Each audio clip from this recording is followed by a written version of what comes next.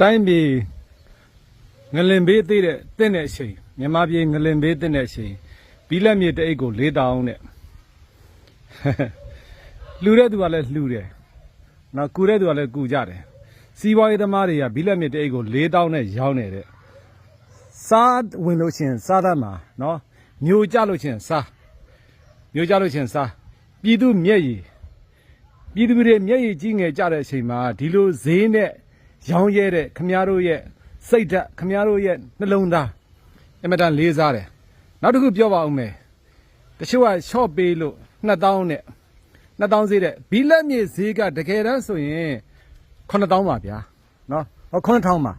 ဘီလက်မြေဈေးက9000ရောင်းပေးမှဒါပုံမှန်ဈေးပါ2000ဈေးလဲကျတော့ရောင်းပေးလဲကျေးဇူးမတင်ပါဘူးဘာကြောင့်လဲဆိုတော့ဒါကမတရားစားတာပဲတစ်ဖက်လှည့်နဲ့ပြန်လို့ပြီးတစ်ဖက်က4000နဲ့ဈေးတင်ပြတယ်ပြီးမှ2000ဈေးနဲ့ပြန်ရောင်းတယ်အမှန်ပုံမှန်ဈေးက9000ပါနော်စားနိုင်သူတွေစားကြပါစေပြည်သူတွေမျက်ရည်ကျတဲ့အချိန်ပြည်သူတွေဒုက္ခရောက်တဲ့အချိန်မြန်မာလူမျိုးဗုဒ္ဓဘာသာတဲ့နော်တရားတွေအမျိုးမျိုးဟောကြတယ်မေတ္တာတရားတွေမကြားနိုင်တဲ့ဆုံးပဲနော်မေတ္တာပို့တာနေတကယ်တမ်းကျတော့နှလုံးသားထဲမှာမေတ္တာမှမရှိဘဲနဲ့ကိုဟုတ်လားတိုင်းပြည်ဒုက္ခရောက်တာလည်းမပြောနဲ့တိုင်းပြည်ဒုက္ခရောက်တာလည်းမပြောနဲ့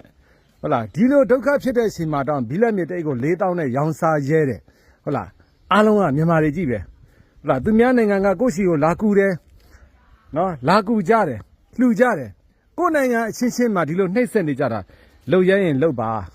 နော်စားရဲရင်စားကြပါနော်2000ရောင်းလဲကျတော့ကျေးဇူးမတင်ပါဘူးပုံမှန်ဈေးကဘီလက်မြေဈေးက9000ပါနော်9000 9000 1000ဆိုရင်ဒါတော်သေးတယ်နော်ဒါမတရားသဖြင့်စားနေကြတယ်ဆိုတာဟာပြည်သူတွေအားလုံးဟာအခုကဒုက္ခပင်လေဝိုင်းနေတဲ့အချိန်မှာနော်လုံနိုင်သူတွေလောက်ကြစမ်းပါဗျာ